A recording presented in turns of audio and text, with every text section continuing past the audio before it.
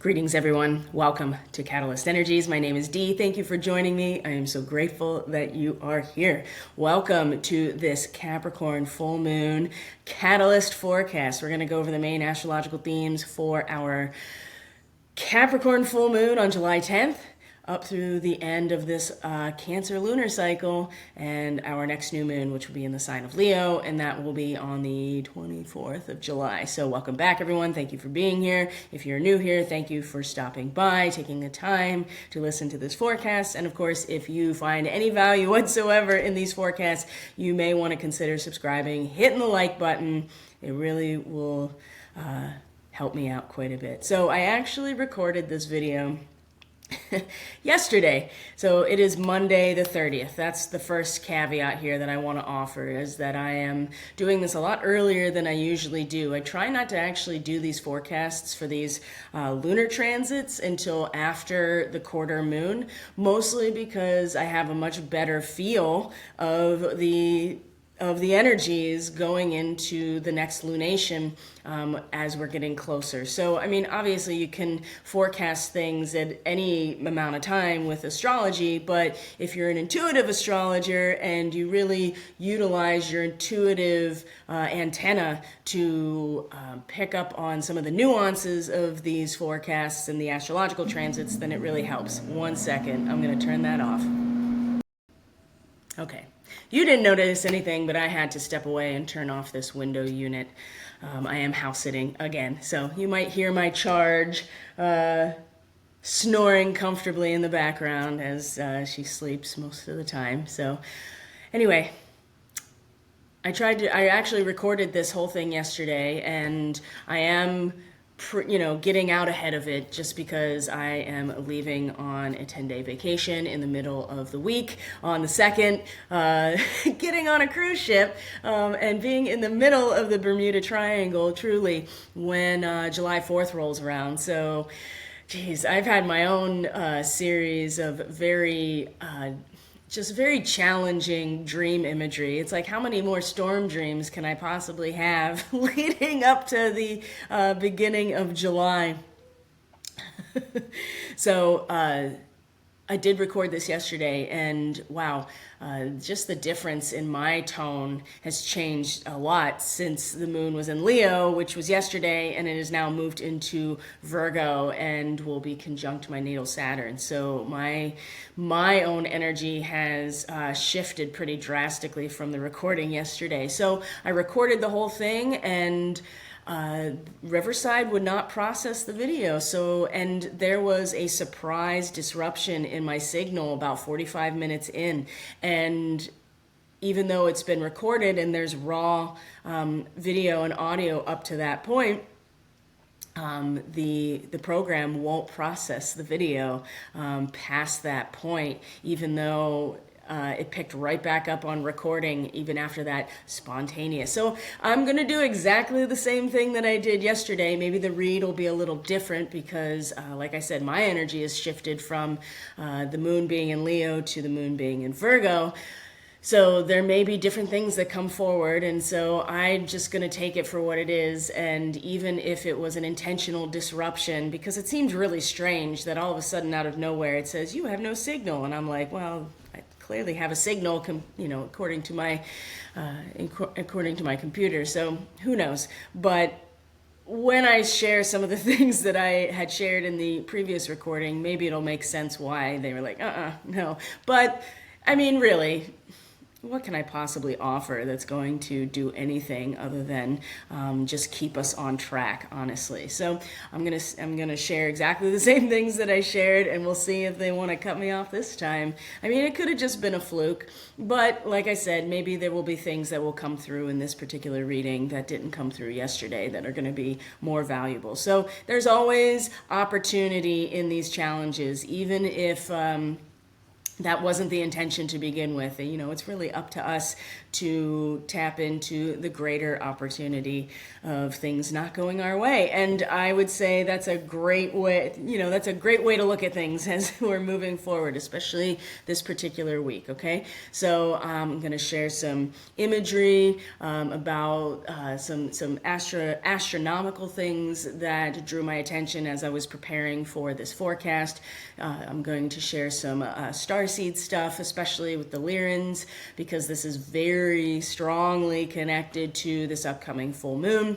And just a little bit of insight on how I do the Starseed readings, if that's something that resonates with you, or you've already had the readings with me, or it's just something that is kind of piquing your interest. That way you kind of have an idea of how you utilize these particular traits in your own chart and really understanding the multi-dimensional levels of each of us. So, and the LYRAN traits I think are going to prove to be very important and a huge asset when it comes to this full moon, because it will be in the sign of Capricorn, which is not a place the moon likes to be. It's at its detriment in Capricorn, opposite of its home, which is Cancer. And that is an emotional growing up. It's an emotional responsibility. There's a seriousness that comes along with the moon in Capricorn, whereas the moon just wants to be settled and nestled in its own home, in its own container, so to speak, right? Within our own shell. And that is our feelings individually and our sense of emotional foundation. The moon, when it's in Capricorn, we all have to emotionally adapt to the needs and structure of the entire community, the extended family, the institutions as a whole, right? The root system of the individual plant is Cancer.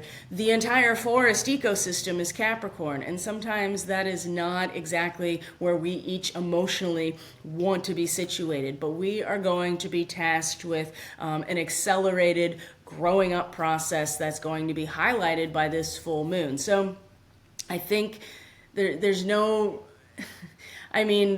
what can I say that we all probably haven't already been feeling on the front end for a while now, and certainly in the last week? Like I said, how many more storm dreams, how many more dreams of imagery, of challenges that we need to really dig deep in order to get ourselves out of, right? How many more of those dreams do I need to have? Like, I'm really just getting exhausted by the imagery over and over, and that's just because we're just picking up on the frequency as a whole, right? And so, again, paying attention to what the sun's doing and the solar weather is important.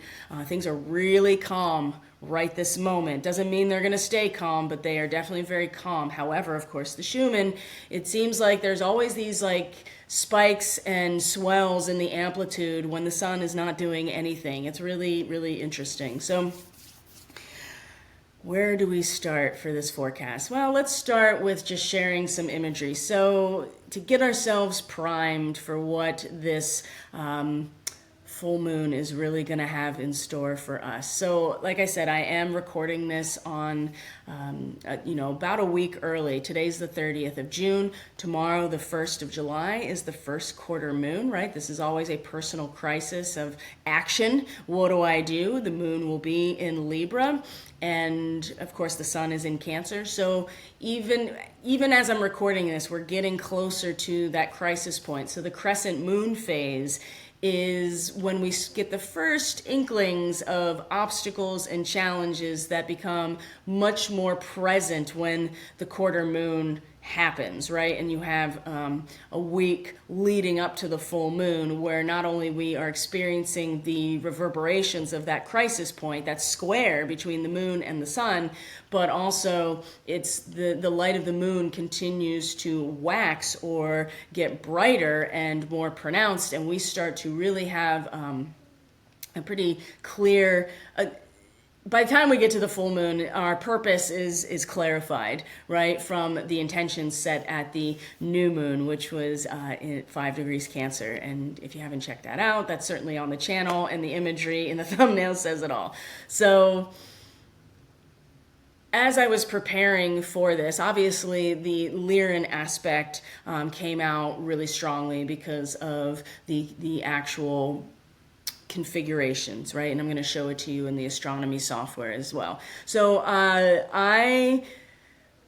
one of the first things here, I'm going to show you an image. One of the first things that really popped out as I was looking at the actual sky itself and the software, just to be like, what else is going on, is that I noticed that this asterism called the summer triangle, and for you star nerds out there, people interested in astronomy, you're already familiar with this. The asterism, it's a shape that's created that's not technically a constellation, so they call it an asterism. Like Orion is actually technically an asterism. It's not actually a constellation. So, and that's, because they're along the ecliptic and whatnot. So anyway, so when you look up the summer triangle, it's called an asterism. And the summer triangle is something that it's just a triangle. It's just a shape that's created by the connection of these three particular stars, which is Vega, Altair, and Deneb, or Deneb. I'm not sure how it's pronounced exactly. And I'm going to go into this in a little bit more detail, but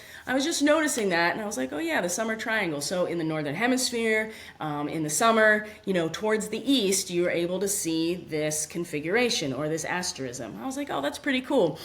These stars are all starseed locations, so I feel like that's really important. The full moon, as we're going to see, not in the asterism, but is in a direct alignment with the star Vega at the full moon.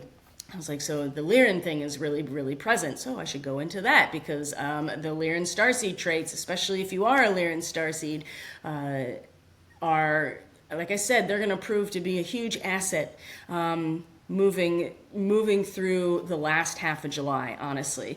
I mean, I don't know what's going to happen. Everybody's got predictions, forecasts. Certainly there are people that claim to know or have insider information about what's July 4th.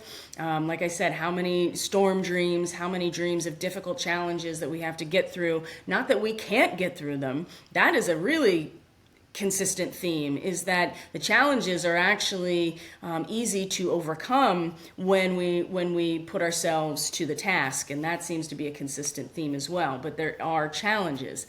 So I was like, oh, the LYRAN stuff is going to be really important. I'm going to go into that. And I was like, oh, this summer triangle. So I thought, oh, this would be an interesting image for the thumbnail. So I was playing around. I went to the site that I use to make my, my thumbnails and my graphics and stuff. And I typed into the AI. I was like, generate an image of the astrological asterism of the summer triangle in kind of a mystical feel, right? So this is, here, I'm going to show you what the AI created. So not that I created, but the AI created when I prompted it specifically for this. I was like, and you've already seen it because the thumbnail is for the video, right? And I was like, oh, that's a really familiar type of image, isn't it? Now, like I said, I didn't make this image. All I did was prompt the AI to make a mystical type of image of the summer triangle. Well, what does this image actually look like? Here, I'm going to put on my glasses. Hold on one second.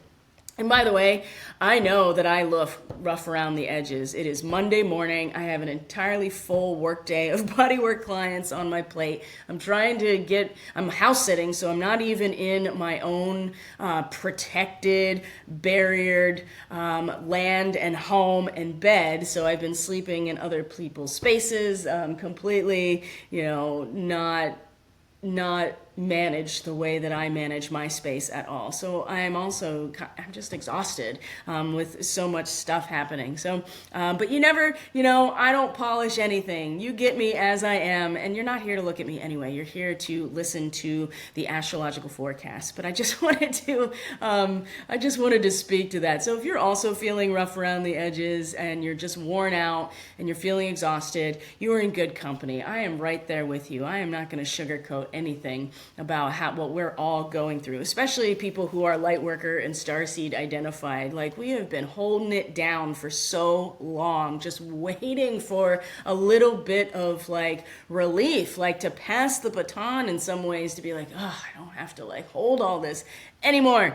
Not to say that we are responsible for anybody else's awakening or spiritual journey, but it is a lot. It's true. So this image, what does this look like? Oh, well, here was my first thought. I was like, wow, that looks like something really familiar, doesn't it? And I took that as like, okay, I didn't make this image. Is the universe, whatever it is, this is something that's coming up that seems like it's really important to pay attention to. And that is that it looks exactly like the United States Space Force logo, right? And of course, there's also the connection to the Star Trek logo as well. But that is the image that the AI made for me when I put in the summer triangle, right? Was an image that looked almost like that. So I was like, 10-4 universe, whatever this is, there's a connection here. And it just reinforced even more how important this configuration is, this asterism, and the starseed connections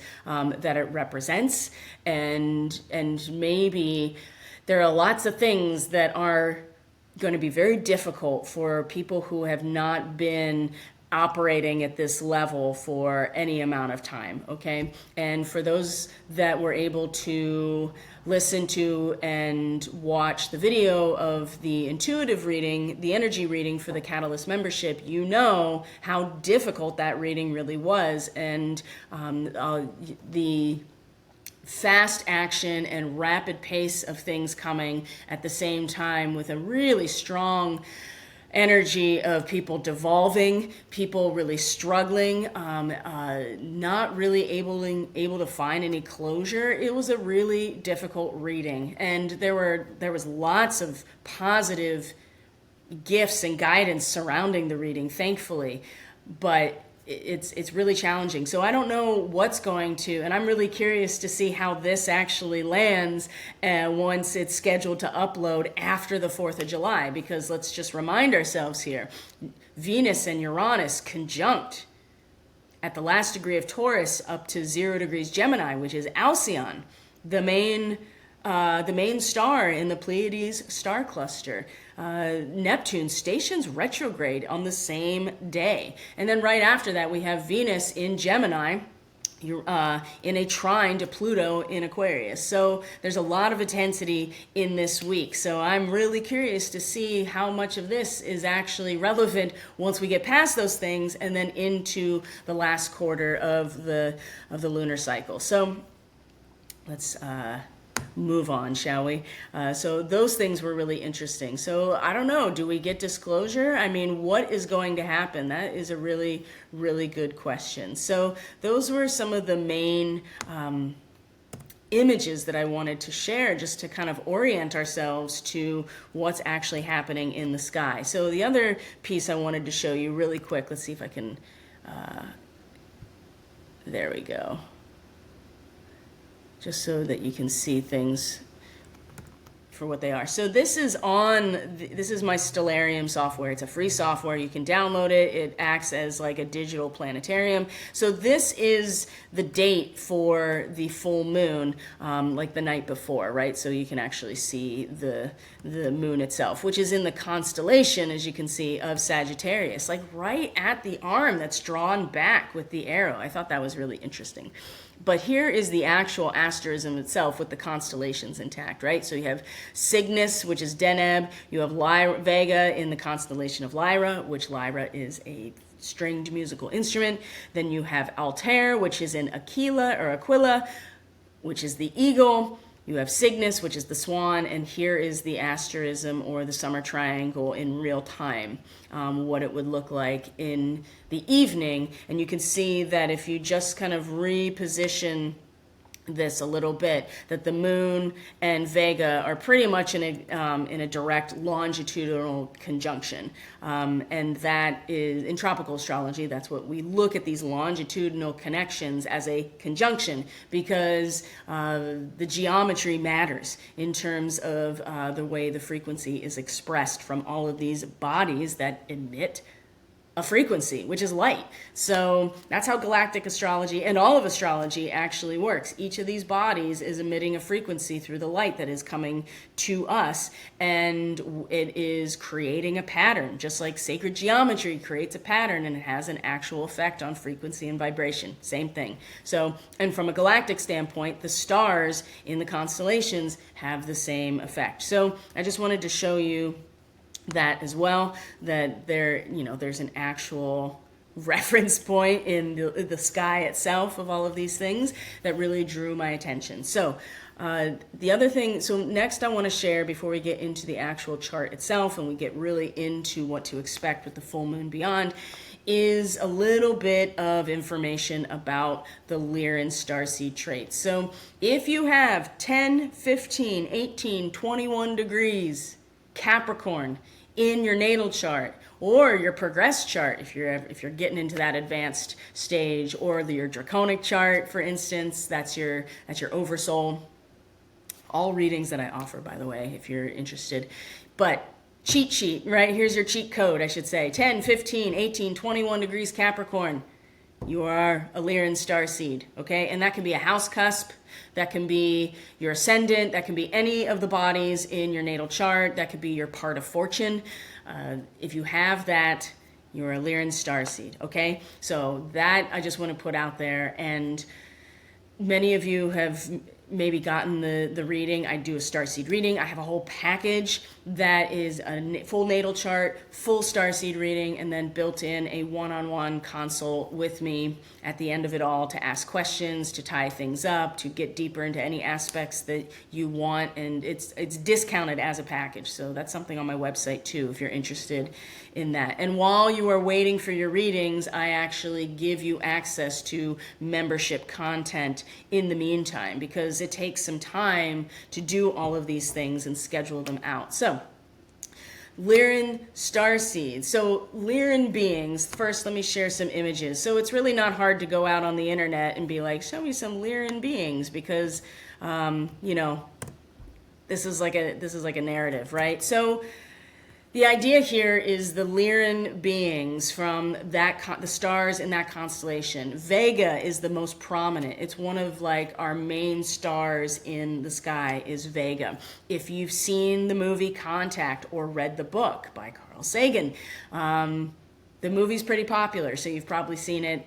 Maybe if you haven't, I really recommend it, actually. So in that movie, when they build the apparatus and she gets in and goes, travels through these wormholes, where does she go? The Vegan star system. And she has an interaction with a being from Vega. So that has always sat with me about, beings from Lyra. So how do I say this guy? The narrative, right, around these beings is that they tend to exhibit more of the feline features, right? And you can see that in the image here. The only thing I don't personally agree with, and this is just my personal opinion based on all the work I've done, is the picture of the Na'vi people from the movie Avatar. That is not LYRAN to me. To me, those folks, those beings from that movie, the Na'vi, are much more in line with the beings from Sirius. So the Syrian traits, the Syrian starseeds, that's how I would read that. I'm not sure where that came from, other than they kind of look like they have this feline trait because they're really tall and they have these tails and the ears. However, in the larger narrative structure of all of these, the galactic story here, so the LYRAN beings are very, very, very old. They're kind of they are the root race of the humanoids throughout the galaxy.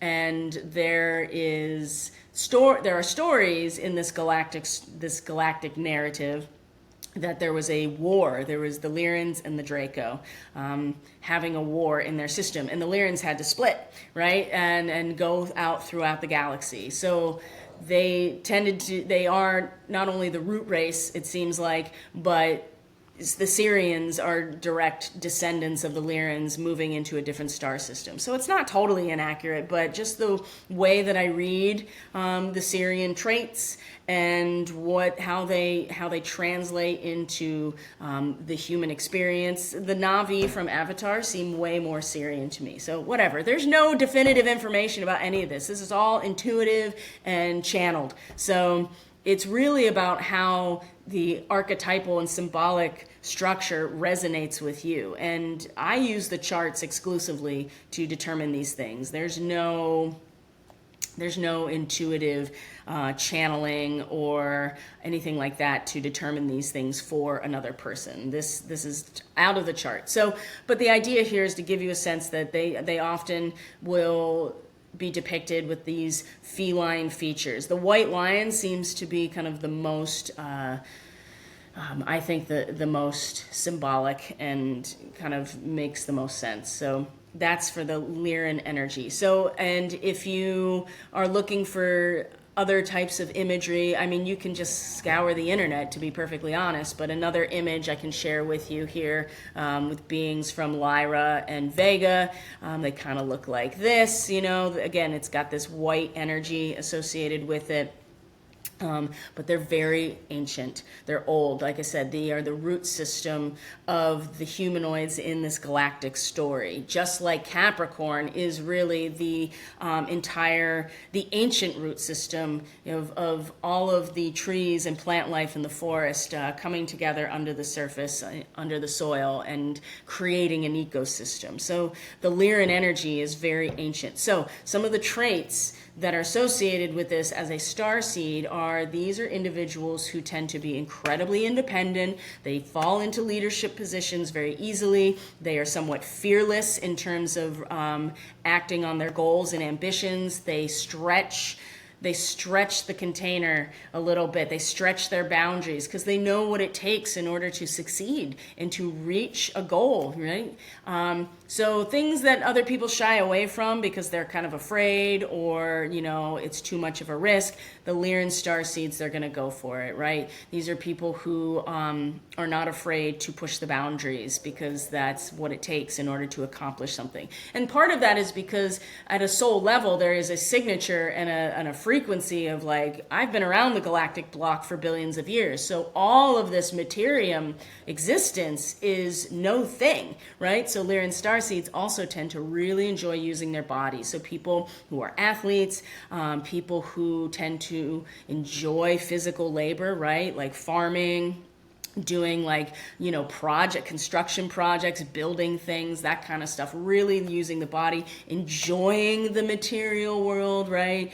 Food and drink and partying and physical affection, but it's really hard to pin these folks down. Much like a Capricorn person, right? Still very much invested in the materium and the structure as a whole, but the focus is always on the bigger institutions and tend to be very powerful and a leader, right? So these folks tend to end up in leadership positions as well, but it's hard to pin them down because that's where the focus is. So unless your role in their life is part of that accomplishment or fulfilling that goal, then it's hard to really engage them. And so children who are strong LYRAN starseeds tend to break away from overbearing like parents or caregivers or guardians early on and take off, or, you know, they tend to have a lot of lovers, I guess you could say, but it's really hard to pin them down into relationship unless that relationship really fulfills the larger structures that they're, you know, working on, or their goals and ambitions. And that's not to say that there's no value to personal relationship for LYRANs, not at all. It's just that when you fall into,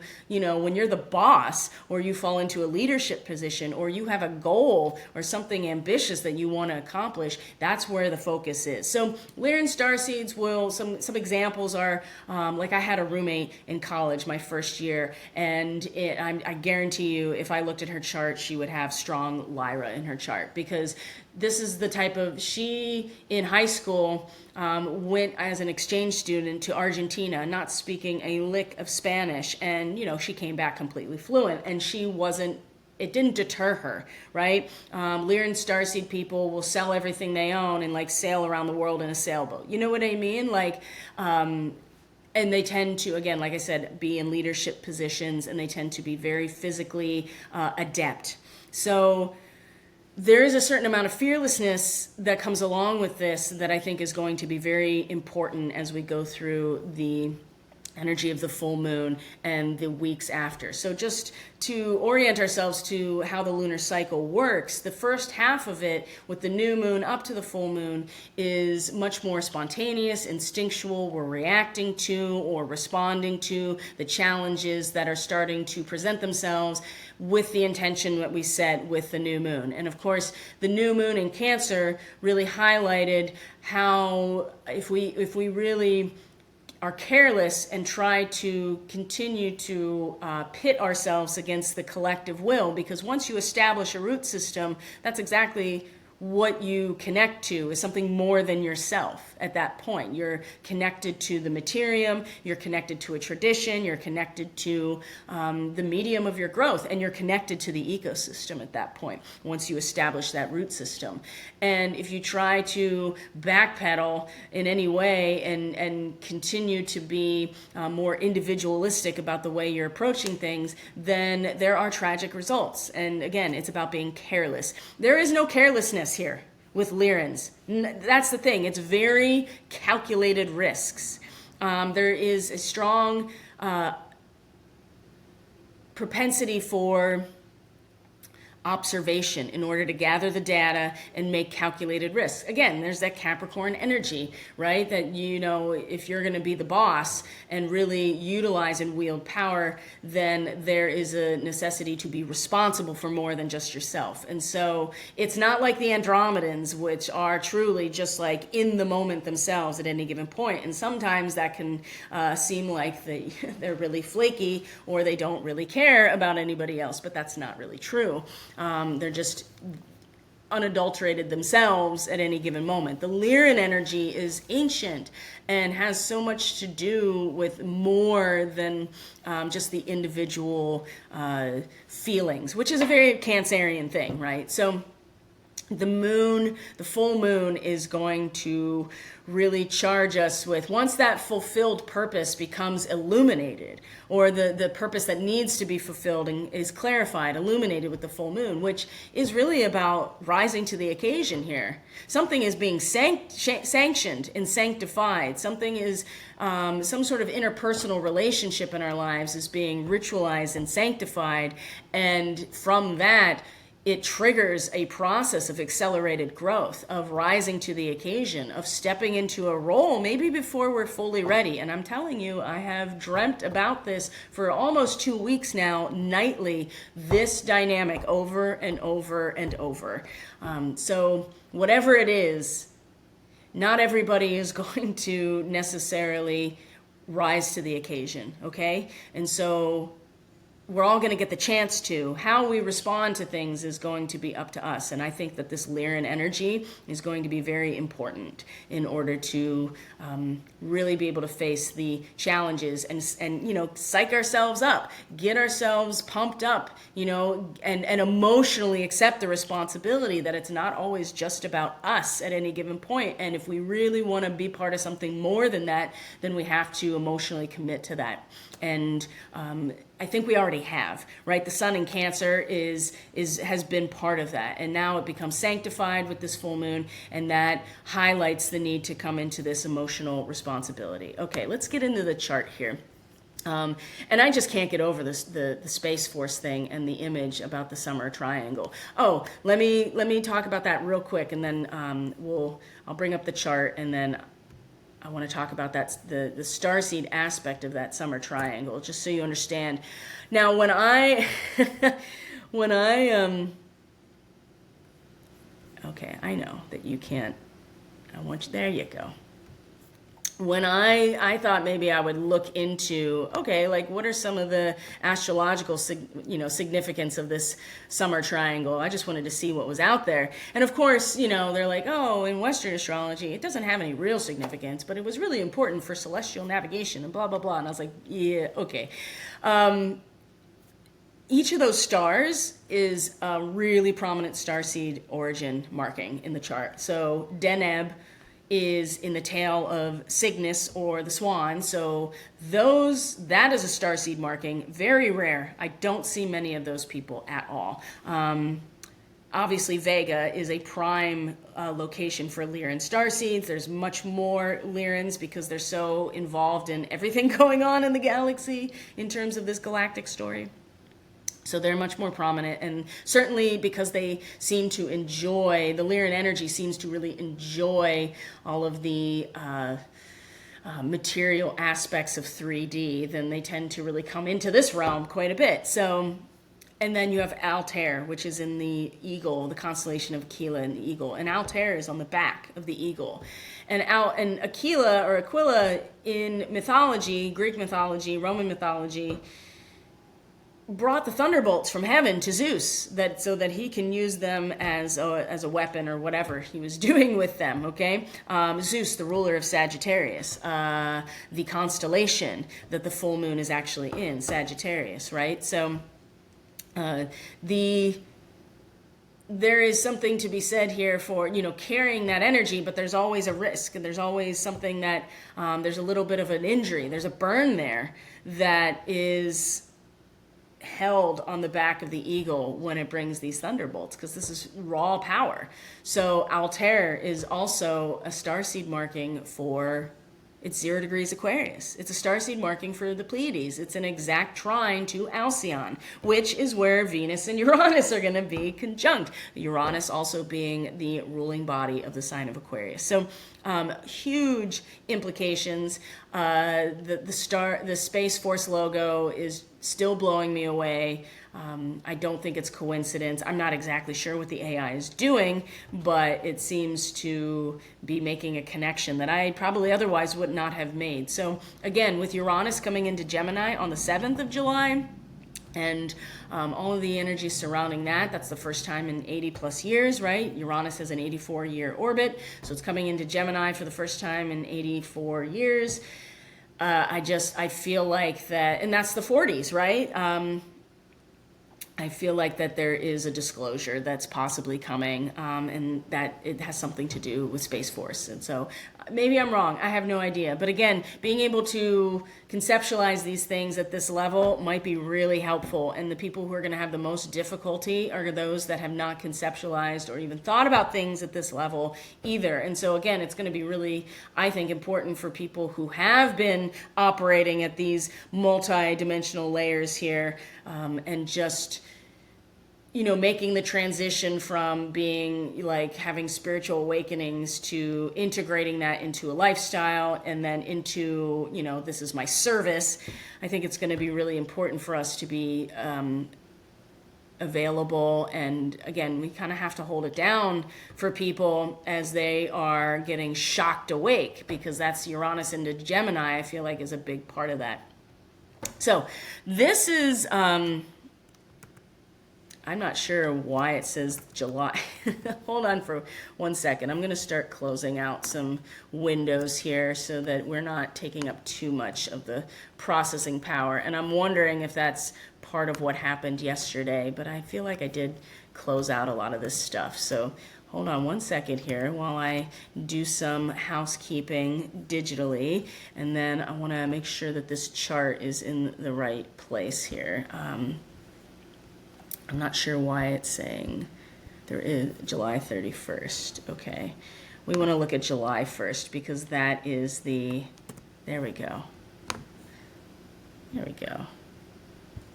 Yes, July 1st, because that's going to be our first quarter moon in Libra after it comes out of Virgo. As you can see here, it's coming into Virgo. So the only thing I really want to bring up about this first quarter moon on the 1st, which is Tuesday, July 1st, I'm sorry, Wednesday, July 2nd, it's my bad.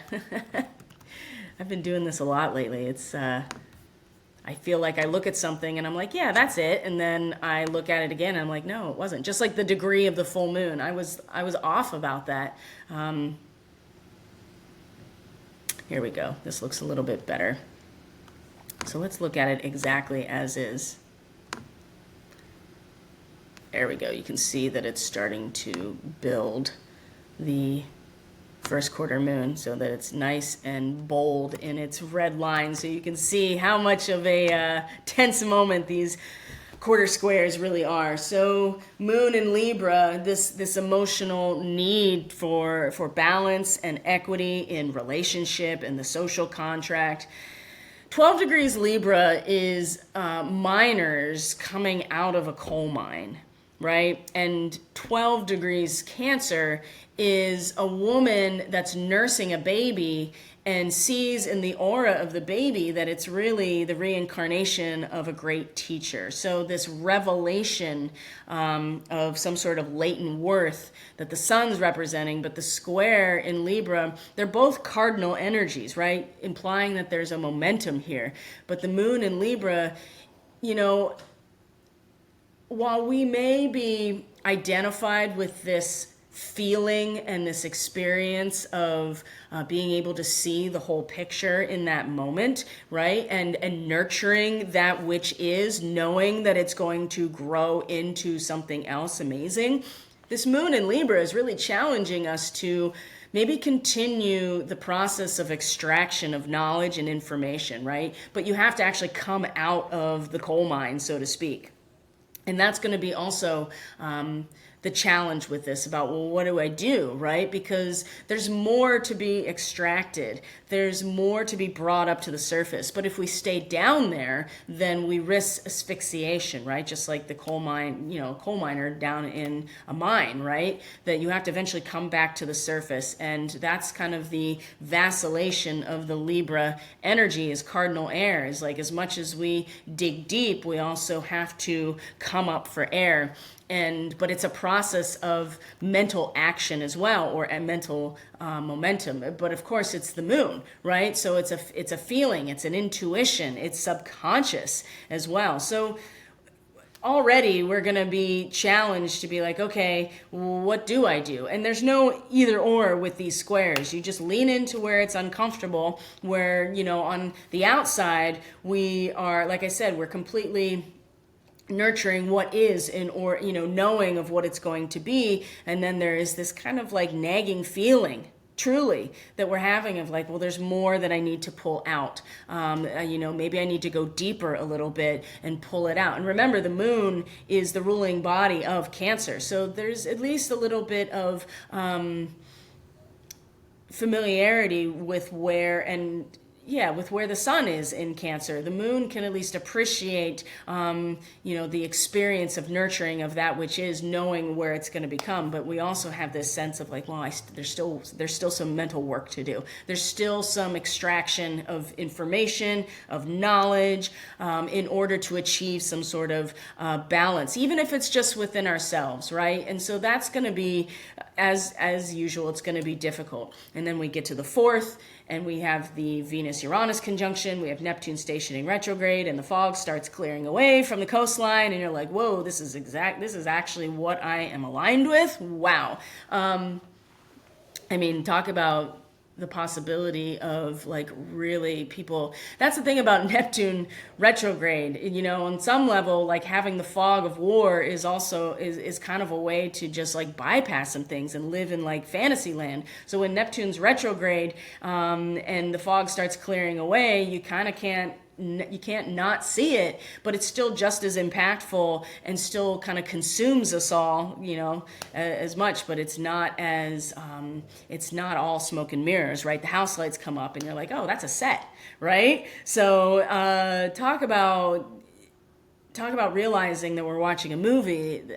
Neptune retrograde certainly brings that out quite a bit. So, but this is about the full moon. So by the time you're listening to this or watching this, we've already passed all of this stuff. So I want to bring up the full moon and go from there. So let's actually bring up that chart and start moving forward. Okay, so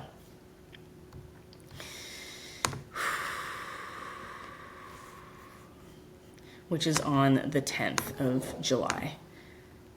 So 18 to 19, 18 to 19. So the degree, 19 degrees Capricorn, a 5-year-old child carrying a bag filled with groceries. The 5-year-old child, in my estimation, implies that it's a stage of growth and development right before things become really hardwired and solidified and, in our consciousness, right? 5-year-old child is still imaginative and playful. Not that you're not imaginative and playful all the way through your childhood, but at the age of 7, things start to really hardwire in your brain. So you're way more pliable, way more intuitive, way more imaginative, I think, at this age, but you're getting close. And so the 5-year-old child is carrying a bag filled with groceries, right? This is rising to the occasion when asked to assume social responsibilities ahead of one's normal development, accelerated growth. You can see how this can be very difficult for people who are not prepared for this, who don't want to do this, but it's kind of too late, right? And the sun in Cancer is a priest performing a marriage ceremony, the ritualization of productive interpersonal relationships. It's sanctified. And so what started with an intention of the new moon to not pit ourselves against the collective will of society now has become sanctified, and we're more conscious of it, and it highlights the need for us to rise to the occasion. This is the energy of the full moon. The moon is conjunct Vega. The LYRAN starseed traits are very useful at this point. The other thing, too, is right before this happens, the moon is in a trine to Mars, an Earth trine as Mars is moving through Virgo. And the moon will be exactly conjunct Vega when it's in a trine to Mars at 14 degrees. Now, these 13 to 14 degree markings in the chart, regardless, are other starseed markings. So this is very heavy and prominent throughout all of this full moon astrology.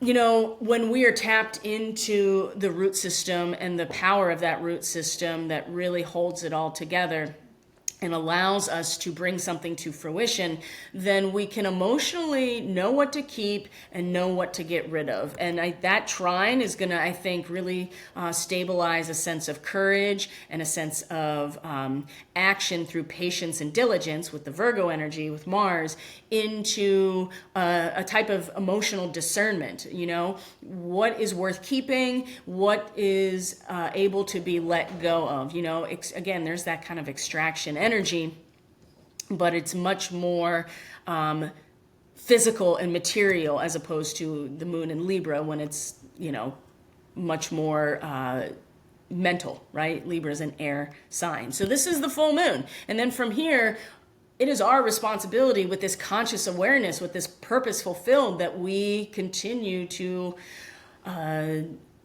activate this. We have to act on it. We have to bring it to fruition ourselves as the light of the moon wanes away. So we're not responding or reacting anymore. We are consciously implementing after we get illumination from the full moon. So what I will say is that the astrology of the 2 weeks after this is not entirely that intense. The one thing I will point out of this full moon is that shortly after, actually within 2 days, the ruling planet of the sign of Capricorn, Saturn, is going to station. And you can see that right on the chart here. It tells you this little ST on the side here means it's stationing for its retrograde. Now this retrograde, this goes back to the energy reading for the Catalyst membership again.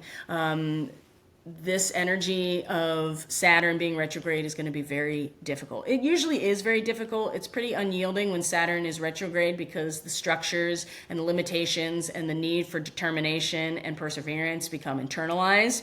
So some people really enjoy this, especially if you have Saturn retrograde in your natal chart. But considering that our full moon is Capricorn and then Saturn is retrograde at 2 degrees Aries, I mean, people are going to have to turn the mirror of objectivity on ourselves, and this is going to be very difficult. You know, and I'm not saying there aren't good things to come. That's the thing. The 5-year-old carrying the bag of groceries, rising to the occasion, right? Assuming social responsibilities that are a little bit beyond what we're actually prepared for. But we all know that when we're put in those situations, that's where we grow the most. And Saturn in its retrograde right after this happens is like, yeah, this limitation and responsibility and a sense of karmic responsibility is going to be turned inward. And I feel like one of the best things that we can do in this moment, especially during the entirety of the Saturn retrograde, but especially right at this full moon, is to, have some sense of humor about ourselves as the mirror is turned back on each of us, and we are tasked with not only rising to the occasion but having a sense of humor about the things that we're not ready for, right? And to give ourselves some grace through this. Yes, it's going to be difficult. Yes, it's going to be people really struggle to tie it all together and to find some closure, but knowing that this is the cycle of Saturn retrograde, it gives us a little bit of, it just gives us a little bit more of a perspective of what to expect moving forward. So you can see that the sun is making connections, favorable connections to the nodes of the moon. Mercury is going to retrograde during these 2 weeks. It's going to hit the midpoint of Leo, which is the Lion's Gate, when the sun hits the midpoint of Leo. So that is, I think, really important too. And 16 degrees Leo, where it retrogrades at, is the storm ended. So we know too that there is at least a mental awareness of this, but we're not quite there yet because we're going to retrograde back away from it. So that's something to consider during this time as well. Like I said, there aren't a ton of huge transits during this time other than the Saturn retrograde, the Mercury retrograde, which is happening on the 18th. I'm going to show you that here. And I feel like that it's probably a good thing. We're going to really need some time to integrate some things. It's mostly moon transits. So this is very personal, very emotional, very subconscious in a lot of ways, that we're going to be making sense and really integrating a lot of what's going to be happening before this full moon happens, okay? And again, rising to the occasion, assuming a social responsibility that we might not feel like we're ready for. Mercury is going to come, and Lilith again is going to be opposite Uranus. That's now in Gemini. So that energy has been very present as well. So the 18th is when, like I said, Mercury stations. We come to the third quarter moon on the 17th with the moon in Aries, conjunct Chiron. That means that the sun and Chiron are going to be, they're going to be in a square as well. So you can bet that this sense of really being identified with our emotional foundations is going to be challenged by these wounds of self-worth that Chiron and Aries is representing, and wounds around being ourselves at any given moment, because it's in conjunction with the Andromeda galaxy. So those are big. It's true. There's just not a ton of big transits throughout these next 2 weeks. Now, the one thing that I want to bring up, and this is really going to be the main thing leading into the balsamic moon and the end of this lunar cycle as a whole, is that Mars is going to conjunct the south node. As you can see, it's going to be opposite the north node, conjunct the south node. You have this it's a kite that is starting to build with Lilith and Pluto and Saturn, Neptune. But this conjunction with the south node on the 20th, right before the sun comes home into Leo, this is a huge release. I don't know what it's going to look like. I don't know how it's going to transpire. Remember, the south node is the tail of the dragon. So we know too that this is the direction we're meant to come out of, right? If we can see our personal action as pushing us forward, right, pushing us in the direction of our soul's evolution at this time, which is the north node,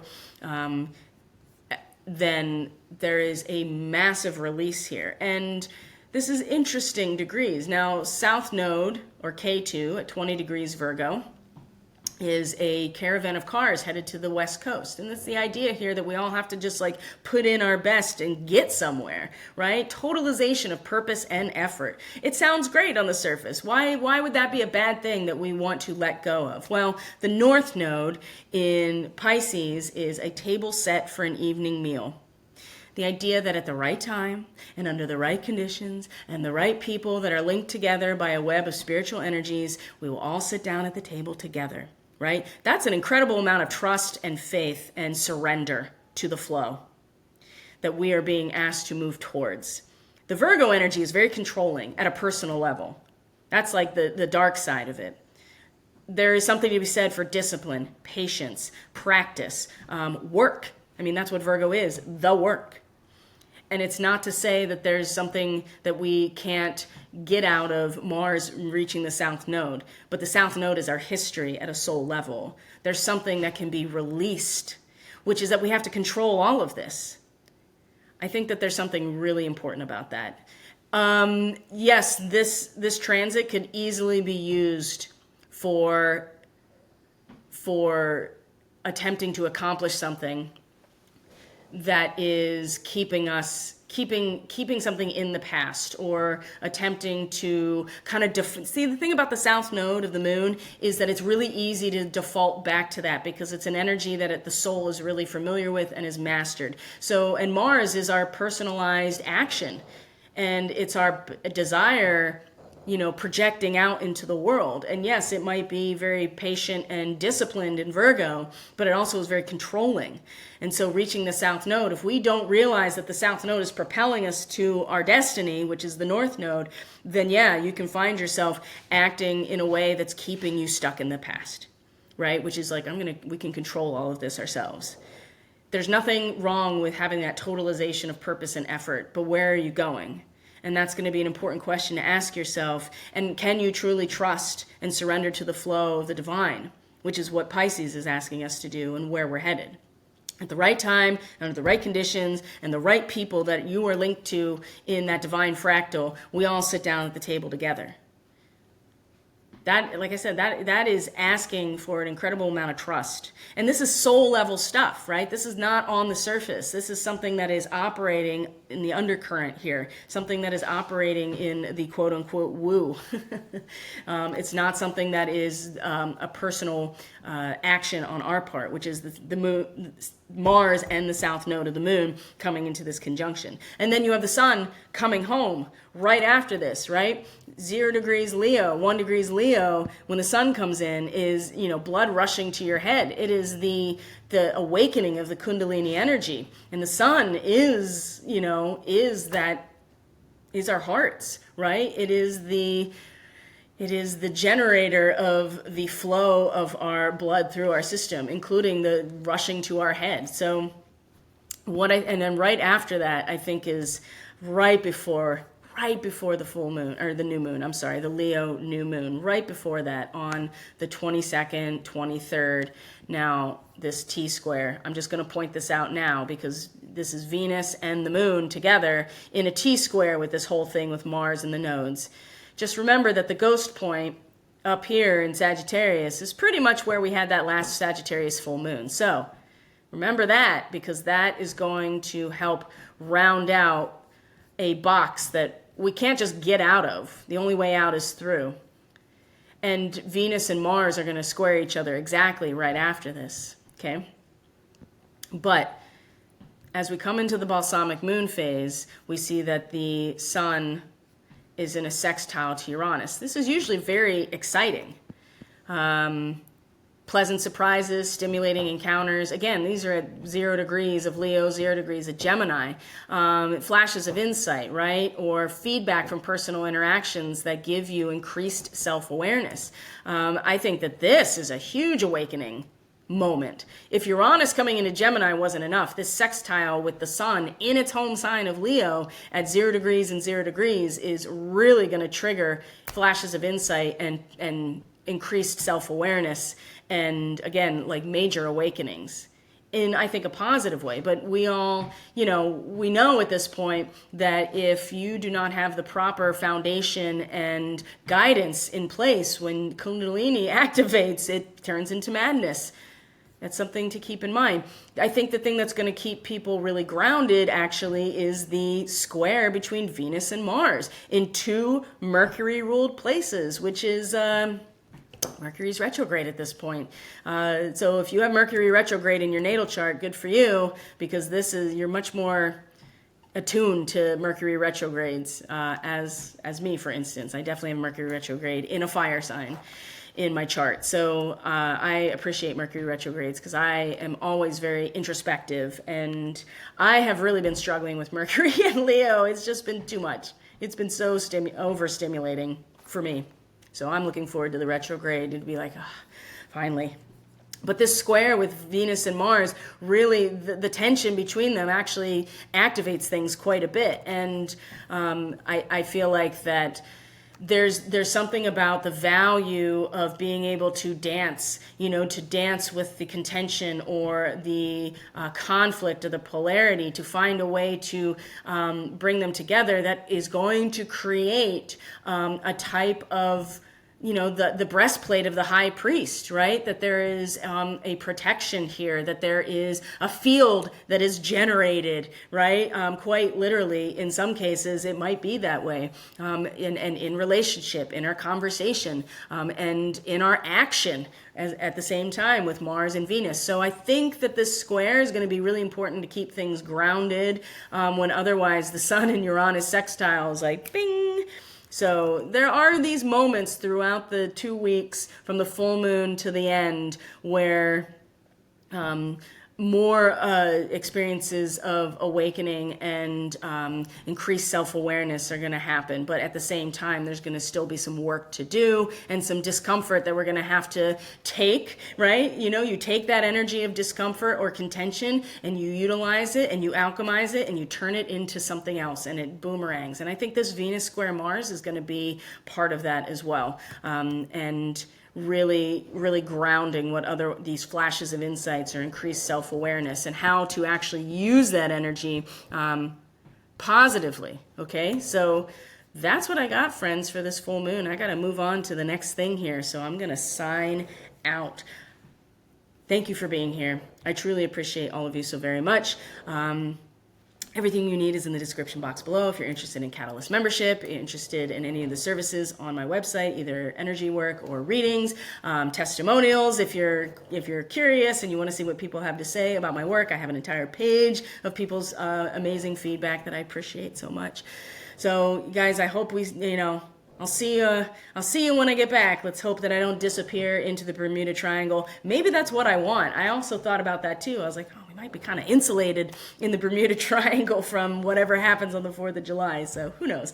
But I love you guys. I really appreciate all of you so very much. Don't forget to subscribe, like, comment, share. As you know, that really assists the channel to reach a wider audience. Take care, everyone. I'll see you next time. Bye.